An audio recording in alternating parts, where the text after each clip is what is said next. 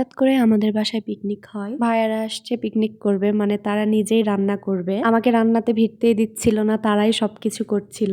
আমি টুকটাক হেল্প করেছি। এদিকে আমি রুমের মধ্যে, তারা যে দেখছিলাম তারা রান্না করছে, অনেক আনন্দ করছে, গল্প করছিল। আসলে সব ভিডিও নেওয়া হয়নি। ভাইয়ারা আসার পর আমি নাস্তা রেডি করে নাস্তা দিয়েছিলাম, তারপর চা করে দিই। তা চা খেয়ে রান্না শুরু করে দেয়। এদিকে রান্না হয়ে গেলে তারা বলে তারা নাকি সুফরাতে করে খাবে, মানে সবাই মিলে গোল হয়ে, সৌদিতে এটাকে বলে সুফরা। এটা পেরে সবাই মিলে একসাথে গোল হয়ে বসে খাবে, এটাই নাকি তাদের আনন্দ। আমি তো একদম অবাক হয়ে গেছিলাম যে এটাতে নাকি খাবে, কিন্তু যারা সৌদি থাকে তারা জানে যে এটাতে বসে একসাথে খাওয়ার আনন্দই আলাদা। তাদের খাওয়া হয়ে গেলে আমি তাদেরকে এই ডেজার্টটা দিই, কাস্টার্ড দিয়েছিলাম।